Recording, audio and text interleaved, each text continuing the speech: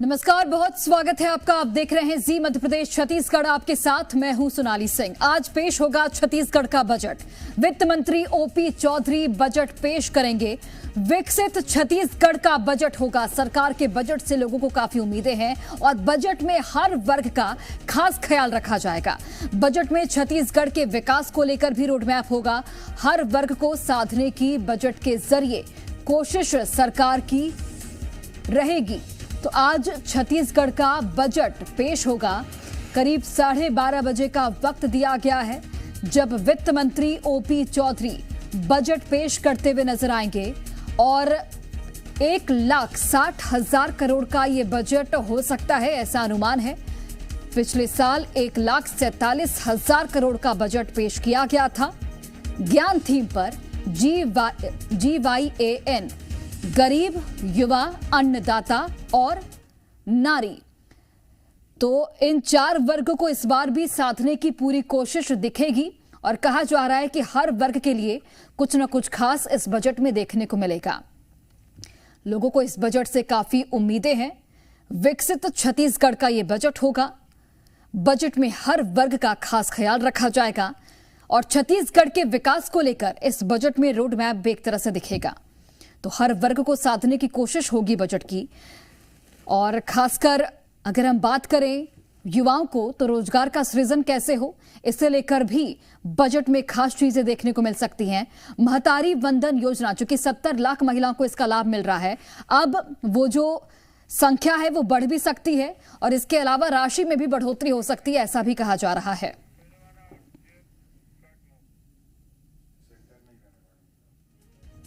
और देखिए, साई कैबिनेट की बैठक आज है। आज दोपहर 12 बजे विधानसभा में बैठक होगी। सीएम साई की अध्यक्षता में बैठक होगी। आज बजट पेश करेंगे वित्त मंत्री ओपी चौधरी और उससे पहले साई कैबिनेट की बैठक करीब दोपहर 12 बजे विधानसभा में होगी।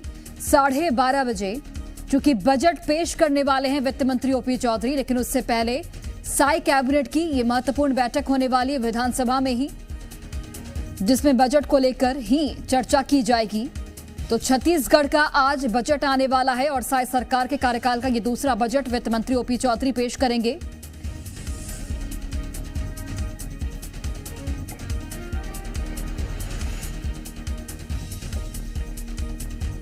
तो साई कैबिनेट की बैठक आज है। दोपहर 12 बजे विधानसभा में बैठक होगी। सीएम साई की अध्यक्षता में बैठक होगी। चूंकि 12:30 बजे का वक्त है जब बजट वित्त मंत्री की ओर से पेश किया जाएगा। 1,60,000 करोड़ का बजट हो सकता है, ऐसा अनुमान है। और हमारे साथ हमारे सहयोगी राजेश निषाद लाइव जुड़ गए हैं। राजेश, आज छत्तीसगढ़ का बजट पेश होगा। 12:30 बजे का वक्त दिया गया है जब वित्त मंत्री ओपी चौधरी बजट पेश करेंगे। उससे पहले 12 बजे कैबिनेट की बैठक भी होगी। क्या कुछ खास आज देखने को मिलेगा?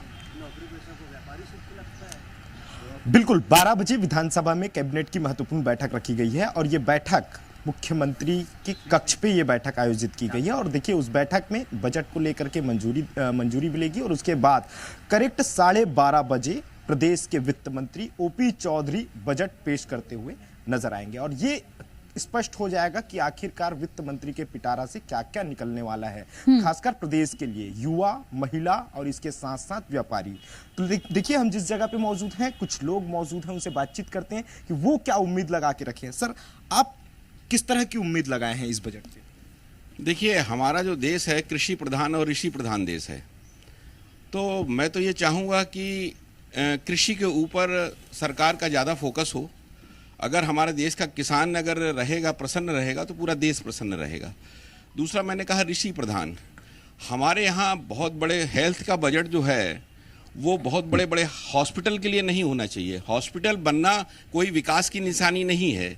हमारे देश का बजट इस बात पे होना चाहिए, अवेयरनेस के लिए होना चाहिए कि जैसे आज योग की बहुत अवेयरनेस फैल रही है, आज नेचुरोपैथी की बहुत अवेयरनेस आ रही है। तो आज हमको इस पे, ताकि हमारे देश के लोग योग करके और नेचुरोपैथी की तरफ जाकर बीमार ही ना पड़ें, तो इसलिए हेल्थ बजट जो है इस डाइवर्ट कर देना चाहिए इस तरफ, योग की तरफ और नेचुरोपैथी की तरफ।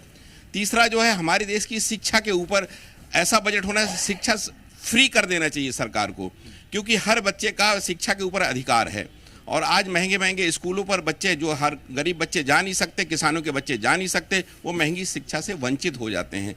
तो मेरा तो यही कहना है कि बजट का जो फोकस है, एक तो अवेयरनेस के लिए, स्वास्थ्य के अवेयरनेस के लिए, शिक्षा के अवेयरनेस के लिए, और जो हमारे देश में जो गरीब लोग हैं वो न्याय भी नहीं प्राप्त कर पाते हैं। न्याय, अगर उनका एक केस हो जाता तो उनकी ज़मीनें बिक जाती, तो न्याय भी सरकार को फ्री कर देना चाहिए।